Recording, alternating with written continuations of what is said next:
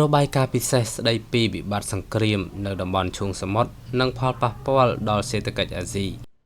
ការផ្ទុះយ៉ាងខ្លាំងក្លានិងអណ្ដាតភ្លើងដែលបង្កឡើងដោយមីស៊ីលរបស់អ៊ីរ៉ង់ហោះកាត់ផ្ទៃមេឃនៃបណ្ដាប្រទេសក្នុងតំបន់ឈូងសមុទ្របានបញ្ជាក់យ៉ាងច្បាស់នូវក្តីបារម្ភដែលមេដឹកនាំអារ៉ាប់មានជាយូរមកហើយថាអ៊ីរ៉ង់ពិតជាអាចនាំសង្គ្រាមមកដល់មាត់ទ្វារផ្ទះរបស់ពួកគេបានគ្រប់ពេលវេលា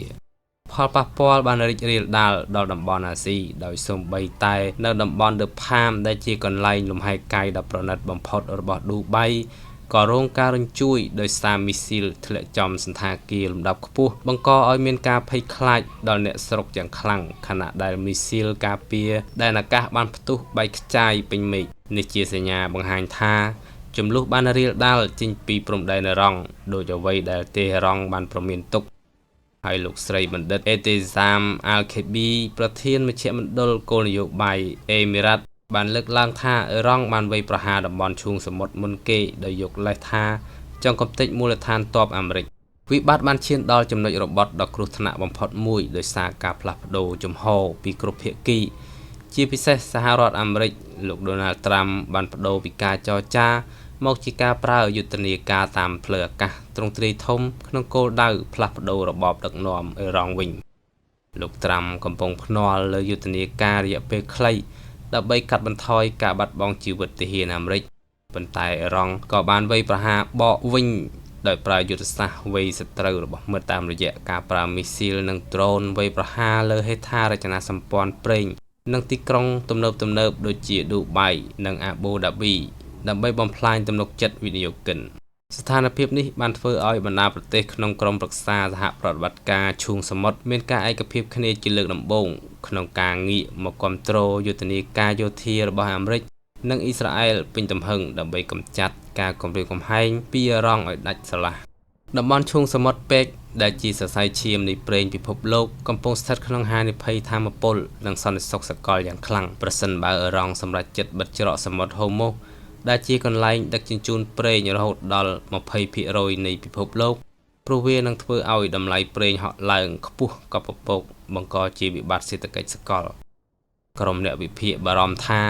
ការគណនាខុសបន្តិចបន្តួចអាចរុញច្រានតំបន់នេះឲ្យធ្លាក់ក្នុងសង្គ្រាមមហាអំណាចទ្រង់ទ្រាយធំដោយកាលពីឆ្នាំ 2003 នៅអ៊ីរ៉ាក់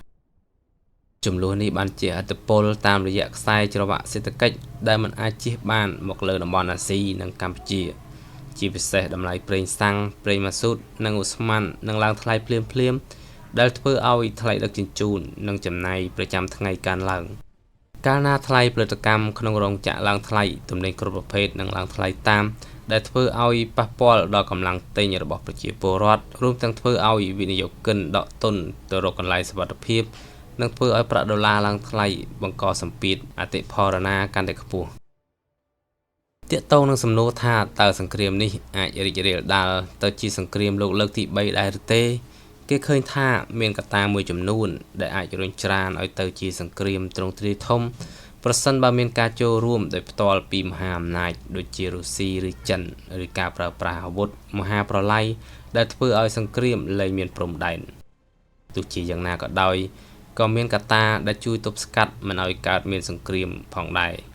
ដោយសារលោកដូណាល់ត្រាំចង់បានជ័យជំនះរយៈពេលខ្លីហើយចិននិងរុស្ស៊ីក៏នៅតែត្រូវការស្ថិរភាពសេដ្ឋកិច្ចសម្រាប់ពាណិជ្ជកម្មសកលរបស់ខ្លួនមហាអំណាចទាំងអស់សុទ្ធតែដឹងច្បាស់ពីមេរៀនប្រវត្តិសាស្ត្រថាសង្គ្រាមលោកលើកទី3គឺគ្មានអ្នកឈ្នះពិតប្រាកដឡើយដោយសារតែវត្តមាននៃសង្គ្រាមនុយក្លេអ៊ែរអ្នកវិភាគជាច្រើនយល់ឃើញថាស្ថានភាពបច្ចុប្បន្នទំនងជានឹងក្លាយជាសង្គ្រាមតំបន់ដ៏ធំមួយជាជាងសង្គ្រាមលោកដែលវាមានលក្ខណៈស្រដៀងទៅនឹងសង្គ្រាមនៅអ៊ុយក្រែនដែលមហាអំណាចប្រយុទ្ធគ្នាតាមរយៈប្រទេសទី3និងការដាក់ទណ្ឌកម្មសេដ្ឋកិច្ច